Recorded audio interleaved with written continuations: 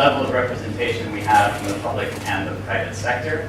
As quick background, I've worked in Thailand for the last 11 years in human capital development. I've done that for talent acquisition and development for the largest companies in the country, including several of them represented here. It's been a fantastic experience, but over the last 2 or 3 years, I realized that the same things that can develop future executives for $70 billion, $10 billion companies can also help 100,000 refugees that are living in camps here. It can help the 2 to 4 million migrants that are living here as well. And recognizing that that skill set translates pretty directly really inspired me to want to bring together those two worlds that I've worked with closely and effectively. And I've met such extraordinary people on both sides of that, and knew if I could just get everybody in a room together, that we could solve some seemingly intractable problems. We have tried to do this alone. I know the public sector has, and will continue to do so. The private sector has made great strides, but I think, as Max points out, there are things that we can do together that we can never achieve. The first thing I want to point out is there is market forces for social impact, and I really want to focus on those market forces. We need to be aware of them, we need to leverage them, we need to capitalize upon them. The reason being that they're not going anywhere. Self-interest is a major component of essentially every entity we know and understand. And that fight against self-interest is an inevitably losing battle. Now, selfishness is something else entirely. We can continue to fight that. The idea that people need to be incentivized in order to make decisions is something we all need to understand. The private sector, we deal with it every day. The public sector as well, but it, to some degree, is fighting against some of those elements. And social enterprise is the opportunity to bridge that gap. So, as I said, I think those market forces are something we will continue to focus on.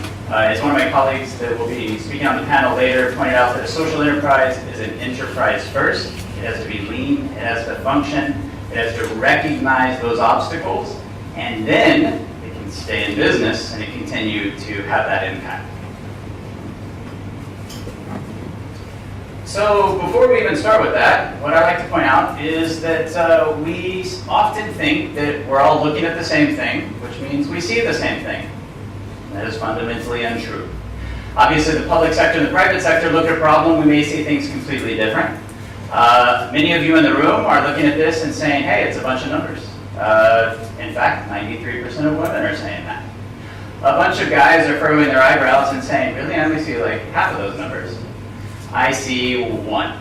So the fact is that just because we're looking at the same thing does not mean we see the same thing. If we will understand that fundamental truth, we can start to have conversations, we can start to align, and we can start to realize that we are all looking at the same landscape, but we are looking at it from our own worldview, our own experiences, and our own perspectives.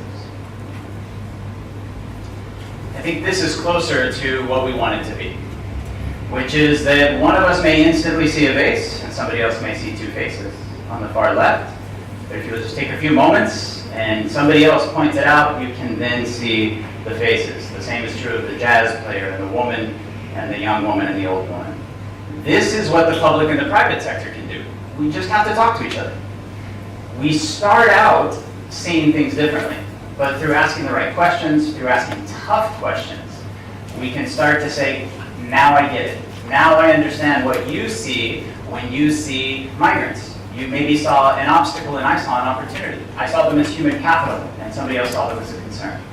And that conversation is essential for social reasons, for financial reasons, and that is what we will be doing here today. We will be aligning our worldviews to some degree, and that's going to allow us to do things that have previously been impossible. One of the reasons this is so crucial is there is a change in landscape, and we need to be mindful of that. I said millennials and migrants because I think that they represent really important elements. As far as millennials go, they want meaning in their lives. When they're asked in the United States, when people are polled about what they're looking for out of their first job out of college, meaning trumps money, which is not something we see a lot, but that is shifting. And it means as a company, for all of you running companies here, and many of you are, It means we have to create workplaces that people identify with, that are proud to be a part of, that they gravitate toward.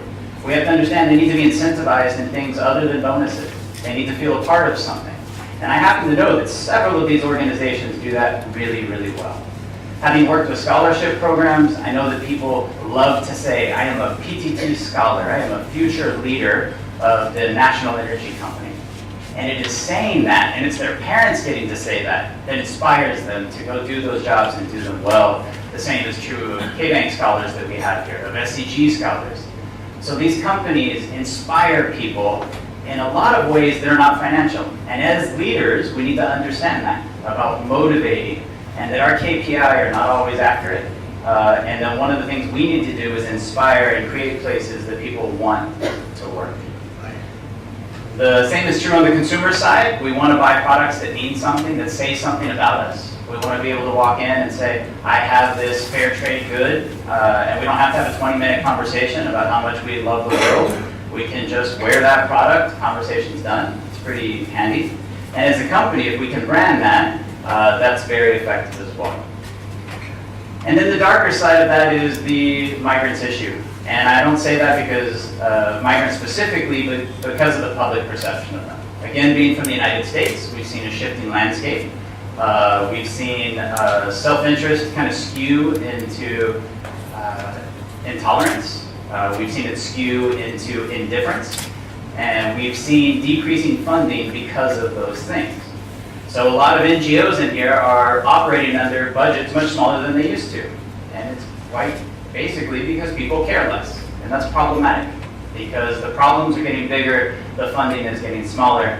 And as we discussed earlier with Kumi Chai, and I think many of us will say today, these problems are too big and too important to be solved by any one group, and we need to tackle them together. But the first thing is to recognize that landscape change demands that we change as well. So what is a social enterprise? Unfortunately, in a lot of the world, social enterprise and CSR are conflated. They think they're synonymous. They are not. It's not all one and the same, and it's not to say that CSR is bad. It's just to say that it's different. There are companies that find CSR to be unsustainable, and there are legitimate reasons for that concern.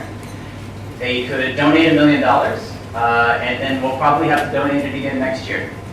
And they'll do it because they know it's important, but if they can invest that $1 million into a sustainable social enterprise, that means that it is functioning with market forces instead of against them. It is solving social problems, which it must, and it can make money, which means that next year it keeps doing the wonderful things it's doing, while simultaneously generating profits that can then be funneled into CSR projects. So CSR doesn't go away, it's just that you can create these engines of permanence that continue to solve problems in the immediate future via social enterprise, and in the long term by generating funding for the CSR projects that are so important to all of us as well. There are definitions up there, but the basic version of this is a social enterprise is a business that makes money and makes the world a better place. In the hackathon, you'll have SDGs, Sustainable Development Goals, you'll have a lot of criteria, but ultimately, fundamentally, what it comes down to is, can we make money and still make the world a better place to live in? The answer to that, fortunately, is yes. All you brilliant people have to do is figure out how. The first one is donate back. I will skip over it because it basically says, I'm going to make a bunch of money and then I'll donate some of it to charity. It is the easiest form of social enterprise. I think for these ambitious hackathon people, we probably won't gravitate toward it. I won't dismiss it entirely, but it is a dangerous model for a few reasons that we'll talk about soon. The other is opportunity for employment. We can employ marginalized and vulnerable communities. Admittedly, as a human capital consultant, this is my first choice. This is something I gravitate toward.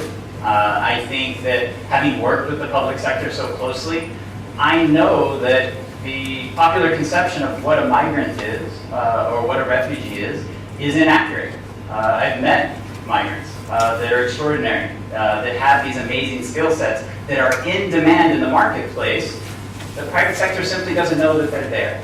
And it's that easy of a conversation. I was meeting with Dana from the UN Migration Agency, also known as the IOM, and she was pointing out, absolutely, we have millions of migrants, but we maybe don't have access to a lot of ethical recruiting companies. That can be problematic. How do we connect those workers with companies? And to her, that's an obstacle. To me, it's an opportunity. I said, then let's start a company right now, right? Let's start an ethical recruiting company. You just gave me a competitive advantage. You have 2 to 4 million people that are in demand in the workplace, but you don't have a bridge between them and the private sector.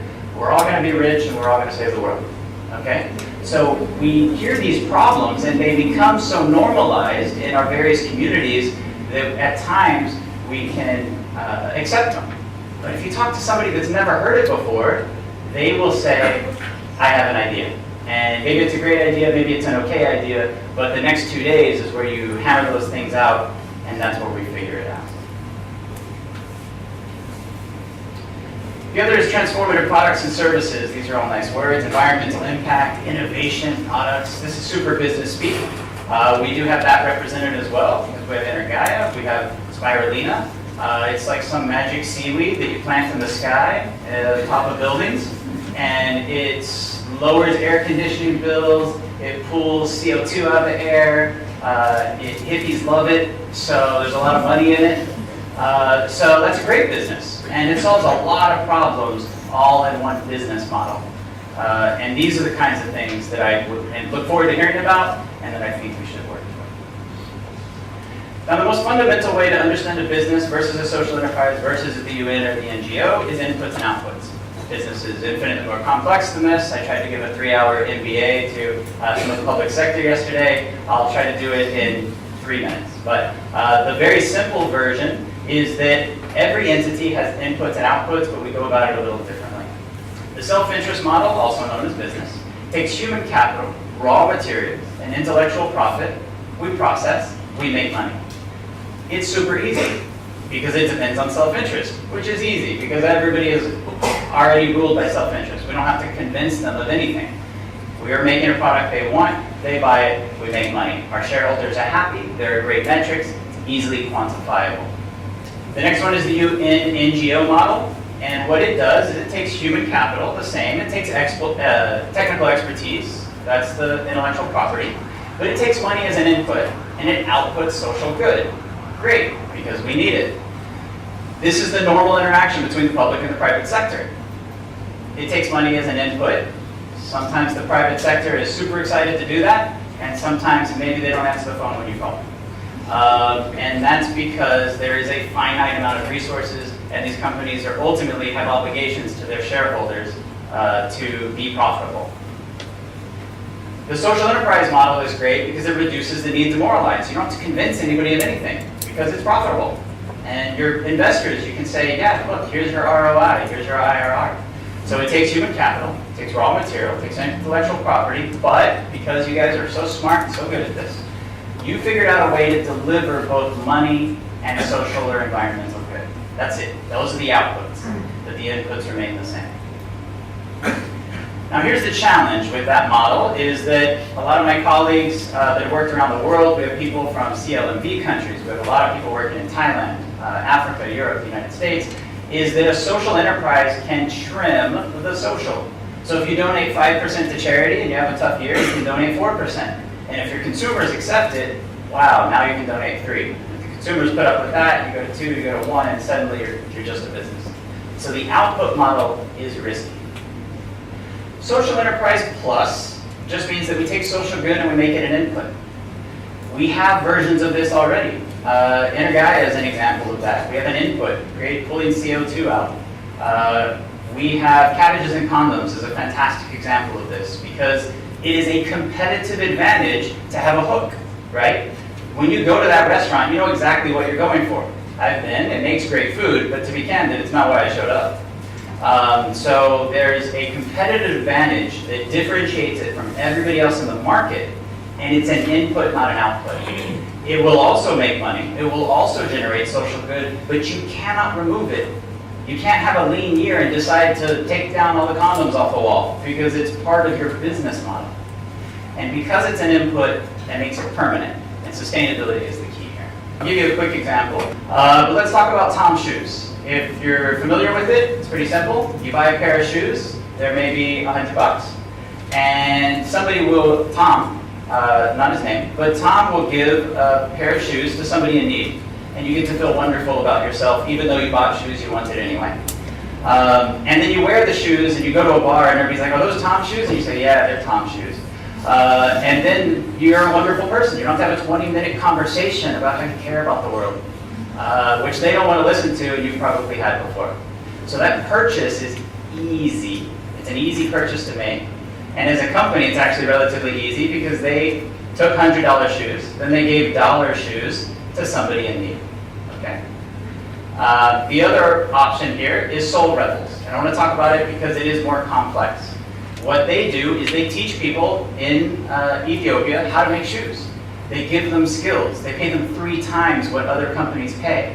They take care of healthcare. They take care of their kids. Education is involved. They're solving the cycle of poverty. They source from within 60 miles.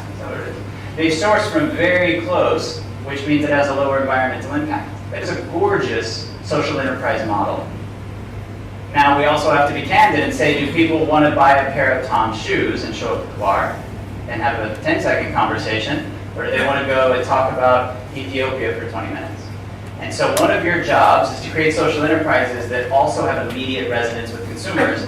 It is self-interest. They do want to save the world, but they also may want to look like they're saving the world. We need to be mindful of both of those. And the last one is this. We have all come up against walls. Whether we're from the public or private sector, we see them all the time, and the way we react to them can be very different. For most of the executives and business people in this room, I know you may seek them out. You're looking for them, and we call them friction because it's a cool word, but it's an obstacle. And your goal is to go over it or around it, right? And then you're the only one on the other side. What a fantastic experience. There's a lot of money in being the only one on the other side. What the NGOs are trying to do, what the UN's trying to do is, give everybody this leg up and help them over as well. It is a slow process, but an important one, but it is difficult. And the other problem is that there's still way too many people that when they see those walls, they turn around. I would charge all of you to please, over the next couple of days, to seek those walls out, to ask everybody what is the hardest thing you do, what is an impossible problem you have tried to solve, what is the most difficult thing we can try to do over the next couple of days. Find those walls because they are opportunities. And when you get there, what I want you to do is sell ladders. Okay? If you sell ladders to people, you are necessary, you are sustainable, you are profitable. You have solved the market problem in a way that people will gravitate towards you. You are working with market forces, you are working with self-interest, and you're creating sustainable businesses. And the other wonderful thing is that people get to keep going over the wall. They get to go more easily, they go more quickly, and you are empowering them to go do these things and create these changes for themselves. Admittedly, this is not an easy task. It is just an important one, and it is why we have collected such an extraordinary group of the highest level to working level, from the public sector to the private sector, and together over the next couple of days, I feel absolutely confident that the people in this room can please just start designing ladders. Thank you.